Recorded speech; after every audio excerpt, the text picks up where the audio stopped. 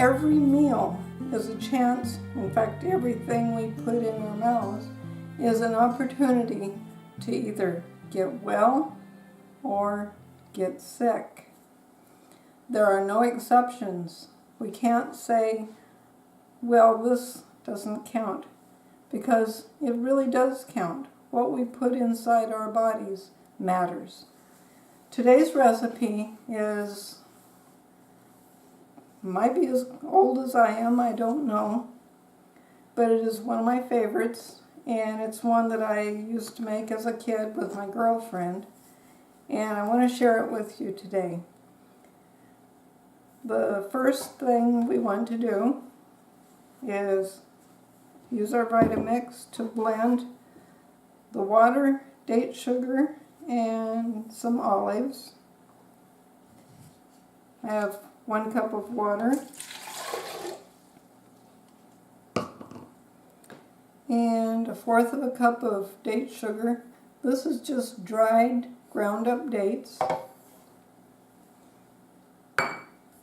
And I want, let's see, about 3/4 of a cup of pitted dates.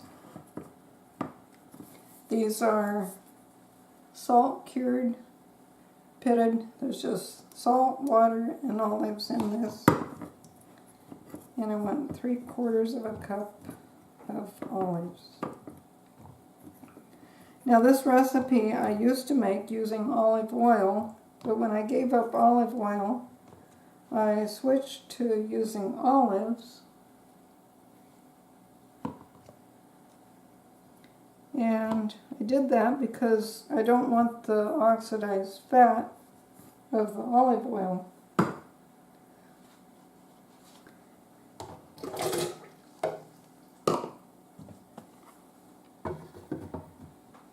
Now I want to start at a low speed so that we don't have an explosion, and get it blended. We're going to blend it until it's smooth.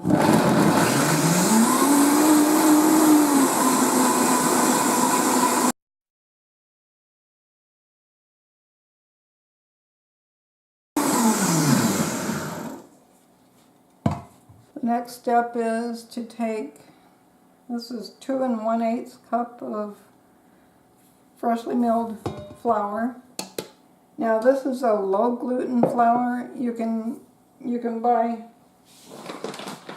today I'm using Bob's Red Mill pastry flour. This is a whole grain flour.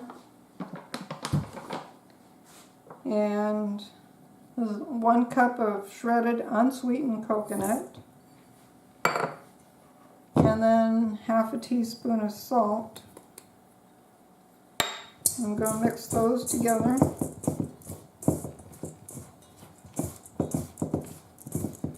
I used to use regular sugar. I use the date sugar now because it is more nutritious, and I don't taste any difference. My body loves the whole plant food dates, and I don't get those cravings for sugar when I eat whole plant foods. Now I take our liquid mixture and I'm going to stir that together.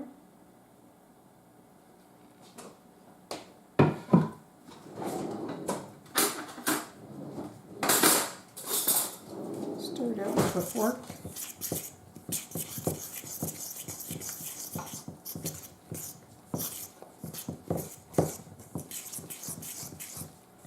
And I'm going to stir it until all the liquid and the flour are well mixed together.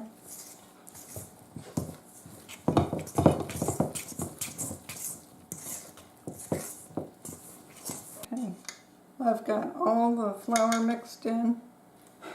Now the next step is to put it on our cookie sheet.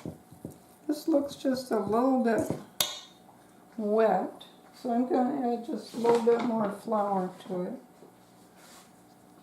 as I remember, the dough should be a little stiffer.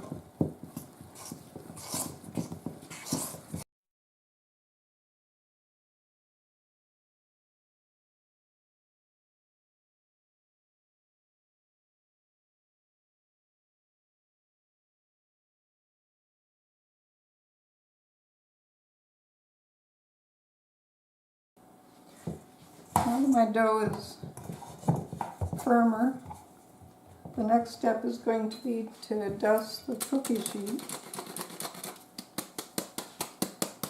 with a little flour. This will keep it from sticking to the cookie sheet.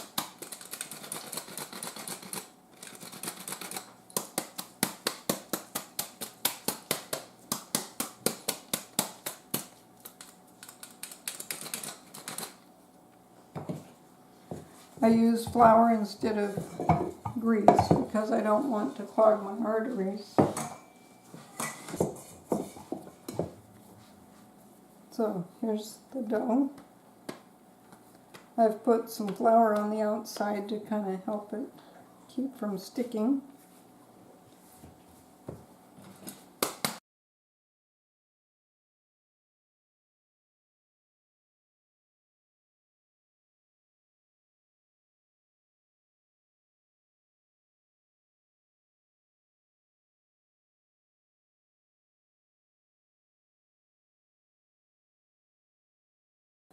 The final step is to cut it, and I like to use a little pizza cutter, and I'm going to cut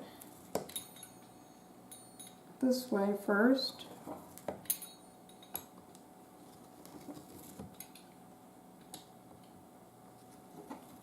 You can make whatever width or length you want. This is the shape I'm accustomed to making. They don't have to be real exact.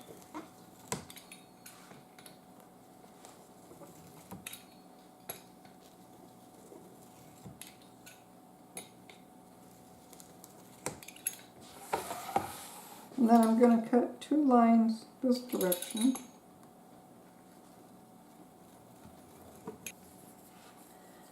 The next step is to bake them in the oven for about 30 minutes at 325 degrees.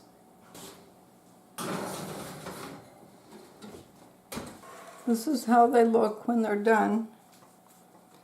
They're going to have just a slight coloration, golden color around the edges, and but they're still going to have a light color. They're going to be a little bit chewy and a little bit soft.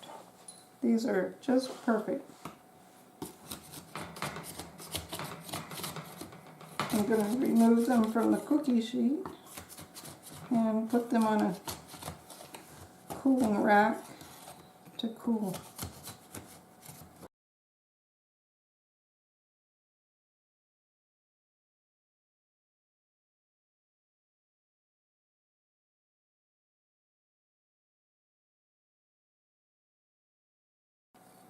Here's what the underside looks like. You're going to see a little bit of golden coloration around there. And they're going to be soft and chewy. Now you don't want to leave them in too long, because if they get a little more done and get brown underneath, they're going to be tough and they're going to lose their natural sweetness.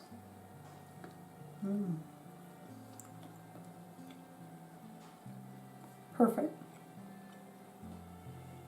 These make a good replacement for things like crackers and chips. They're great for traveling and great for just eating on the side with some fruit, like for a supper.